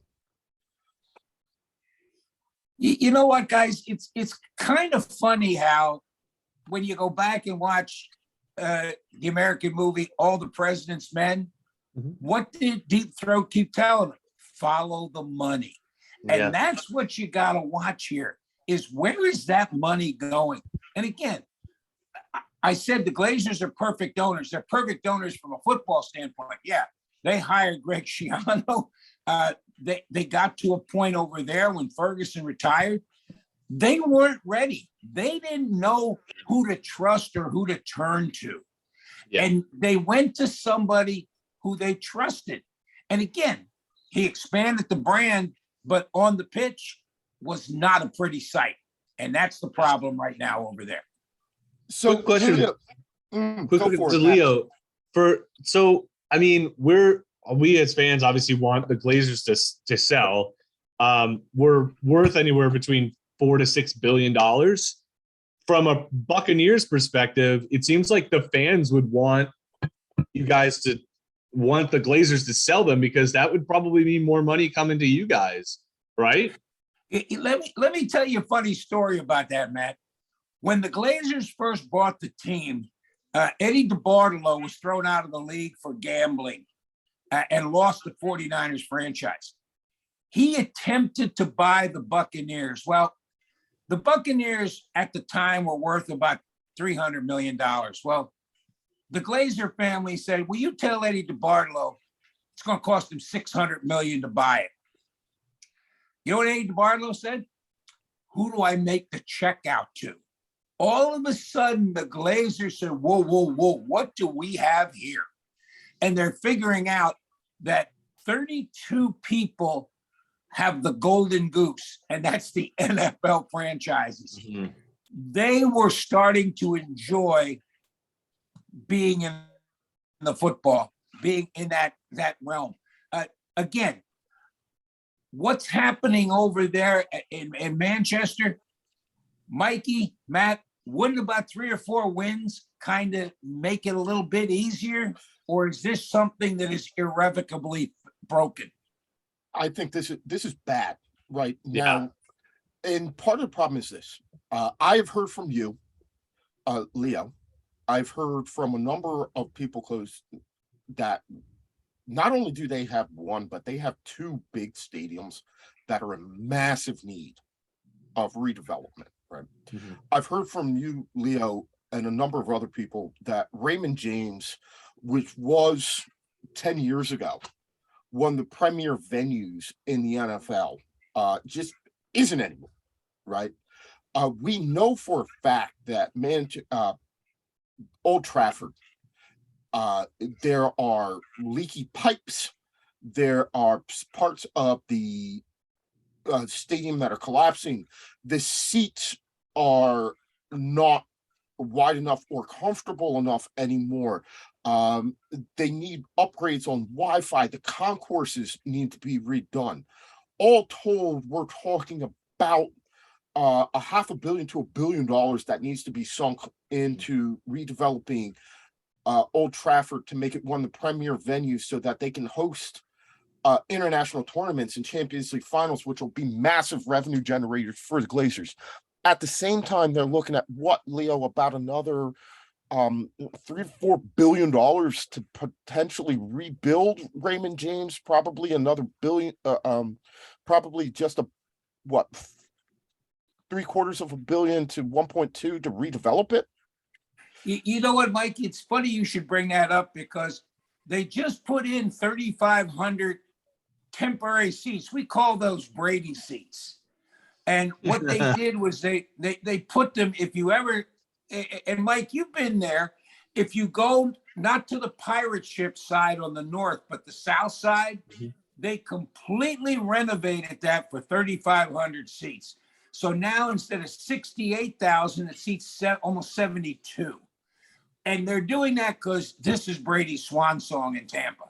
And again, they're good businessmen, whether you like it or not. And Mike, you got to understand, it's not Glazer money that's going to renovate that stadium.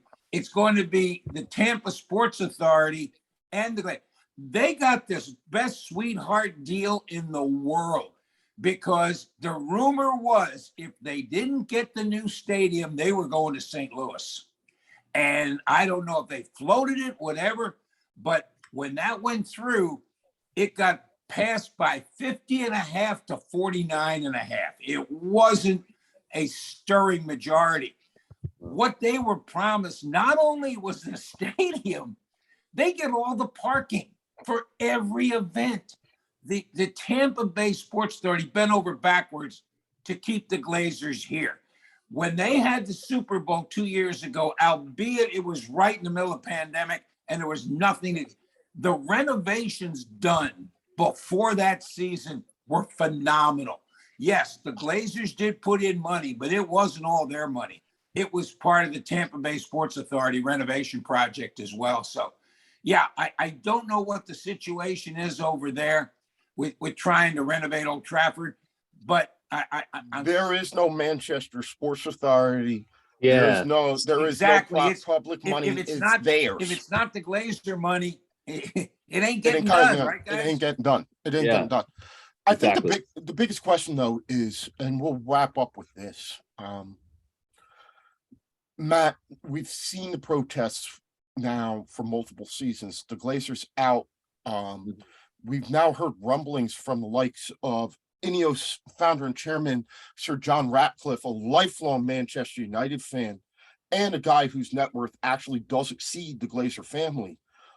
He's willing to take a minority stake in there with the supposition that he can increase his stake and eventually take over the team. The vitriol, the hatred, Leo, that they deal with, everything. It is an uncomfortable situation. The only thing that they have going for them is the fact that they can say that they're owners of Manchester United.